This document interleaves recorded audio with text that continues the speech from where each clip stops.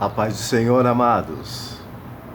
Vamos aqui fazer mais um momento de reflexão da palavra do Senhor.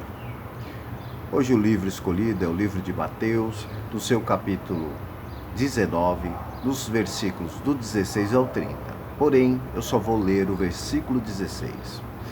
E a minha versão diz o seguinte: Eis que alguém se aproximou de Jesus e lhe perguntou: Mestre, que farei de bom para ter a vida eterna?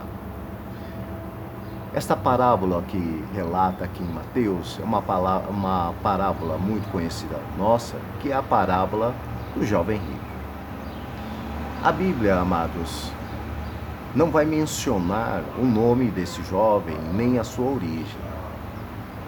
E esse encontro entre o jovem rico e Jesus, ele se dá numa viagem que Jesus faz para Jerusalém. E nessa viagem, Jesus se depara com esse jovem rico que faz essa indagação sobre o que ele precisava para herdar a vida eterna. Perceba, amados, que esse jovem era um jovem de muitas qualidades, como eu e você temos. Era um jovem que se considerava assim, um fiel cumpridor da lei judaica, né? Ele também se justificava ser alguém íntegro ao se ver no espelho da lei. Ou seja, ele fazia comparações dele com a lei. Ele vivia de forma honrosa e ele se baseava nos mais rígidos, né, padrões morais da sociedade judaica da época. Porém, amados, esse jovem rico ainda tinha uma falta de algo, né? Ele olhava para ele, vivendo dessa forma, se comparando com a lei, ainda faltava algo para ele. E ele foi até Jesus em busca de entender ou de saber o que era esse algo que faltava. Esse encontro que a Bíblia fala do jovem rico com Jesus é um encontro histórico que vai marcar a vida do jovem rico como marca a vida de todos que leem esse texto. Por quê? Porque é um texto que nos deixa grandes lições. Lições sobre como viver o verdadeiro valor de Deus. E é claro que também é uma reflexão acerca da salvação e da vida eterna. Amados, Jesus mostra ao jovem que as prioridades não são as coisas. Às vezes nós estamos vivendo uma vida tão voltada a conquistas que nós esquecemos que essa não é a nossa prioridade. O jovem, ele estava voltado para isso, a ter, a conquistar e depois a desfrutar de tudo aquilo que ele havia conquistado. Muitas pessoas vivem assim, achando que eles precisam desfrutar e passa a vida buscando galgar altos lugares, mas esquece do mais importante, que é a vida eterna. Esse jovem também era alguém que observava os mandamentos desde a juventude. Como eu e você lemos, somos leitores da palavra do Senhor, observamos a palavra do Senhor. Esse jovem também era alguém que fazia isso. Mas mesmo assim, sabendo, lendo desde a juventude a palavra do Senhor, ele não tinha paz. E o desejo dele era claro, era ter a vida eterna. Porém, entretanto, ele estava enganado quanto ao que, amados? A forma que ele estava buscando alcançar a vida eterna. Esse jovem era alguém que tinha muitas dúvidas e precisava sanar essas dúvidas e o vazio que havia dentro dele. Quando nós olhamos tudo isso, amados, a reflexão que nós fazemos é a seguinte: por que o jovem rico não conseguiu seguir a Jesus? Se nós olharmos para o texto, nós vamos entender que de todas as pessoas que encontraram Jesus, o jovem rico foi o que saiu pior do que quando chegou. Por quê, amados?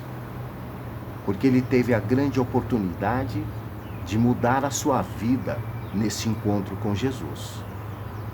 Porém, ele não se atentou para um pequeno detalhe. Jesus conhece os nossos pensamentos. E quando Jesus, ele indaga o jovem, está lá em Lucas 18, 22, e fala o seguinte: ainda lhe falta uma coisa.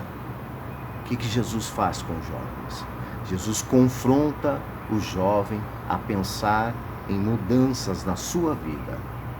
Jesus faz com que ele comece a olhar para si e tudo aquilo que ele pensava, tudo aquilo que ele estava construindo para a sua vida, precisava ser mudado.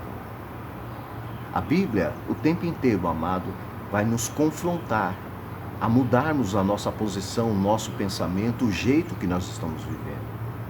Olha o que diz Mateus 5,48. Sede-vos perfeito, como é perfeito o vosso Pai que estás no céu. Olha o confronto. Você precisa olhar, você precisa mudar. Olha, você precisa ser perfeito. Olha, você precisa olhar mais para Deus. Olha, você precisa entender o que Jesus nos ensinou para fazer a mesma coisa. Olha o confronto. É o tempo inteiro precisamos mudar. A Bíblia nos faz isso, a viver uma vida de mudanças. Jesus já conhecia também, amados, a prioridade que estava dentro do coração daquele jovem. O jovem observava os mandamentos desde a juventude, a Bíblia vai falar isso, porém, ele não aplicava os ensinamentos que ele aprendia ou aprendeu no seu dia a dia. O seu coração, amados, estava apegado às suas próprias prioridades.